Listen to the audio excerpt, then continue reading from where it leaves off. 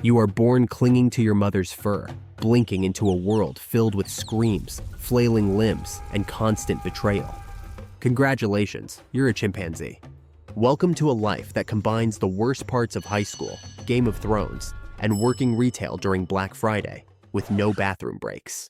You will make friends, you will lose them, you will throw poop, and at some point, someone will try to bite your face off because they're in a bad mood. Let's begin. Your life starts out okay, better than okay really. You spend your first few years riding on mom's back like royalty. She's your protector, your milk bar, and your emotional support hammock. She doesn't just carry you through the forest. She shields you from every loudmouth, tantrum-throwing adult around. And believe me, you'll need shielding. Because while mom is grooming your hair and teaching you how not to fall out of trees, the rest of the troop is one banana short of a breakdown. There's always drama. Someone's always chasing someone. Someone's always screaming bloody murder over a stolen fruit.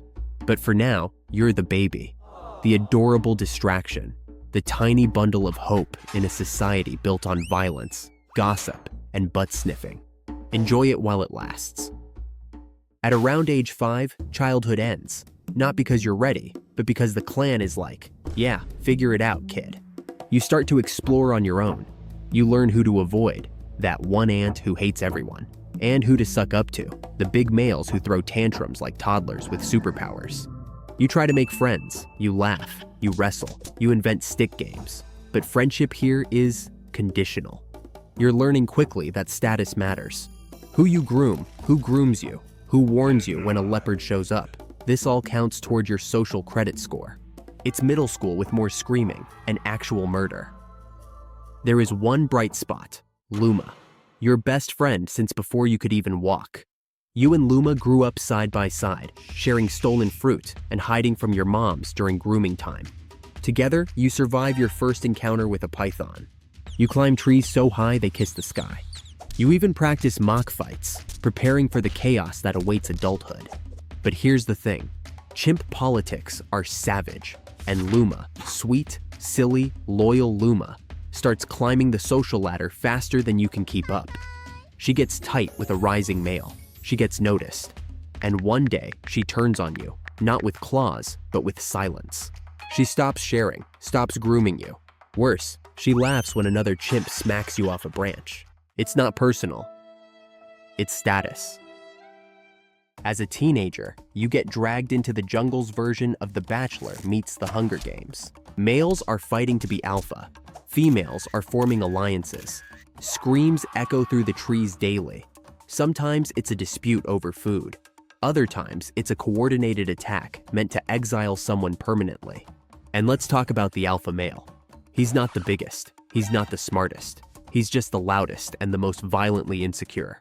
He's got cronies. He's got enemies. You're just trying not to get caught in the middle when someone decides to rip a finger off to send a message. You want peace? Try another species. One day, while foraging, your troop comes across a neighboring group of chimps. Now, this could have been just an awkward moment, maybe some tense glances. But instead, it turns into a war. There are no rules, no warnings. The attack is sudden, strategic, brutal. You're grabbed by the arm, slammed into the dirt. You lose sight of everything until you hear a familiar shriek. Luma. She's one of the attackers. She sees you, and for a moment, you think, maybe she'll help. Maybe she remembers. But she turns and disappears into the trees. You survive, but not without scars, physical and otherwise.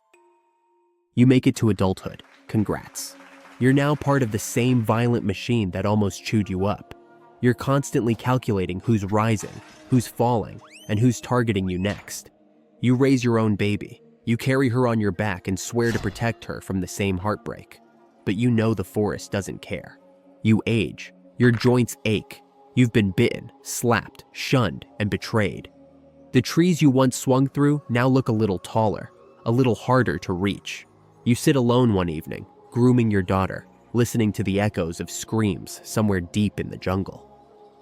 So this is your life, a chimpanzee, complex, emotional, brilliant, and trapped in a world where compassion competes with chaos every single day. You love deeply, you laugh, you mourn, but your life is a cycle of struggle, of gaining trust, losing it, and still waking up each morning with the will to try again.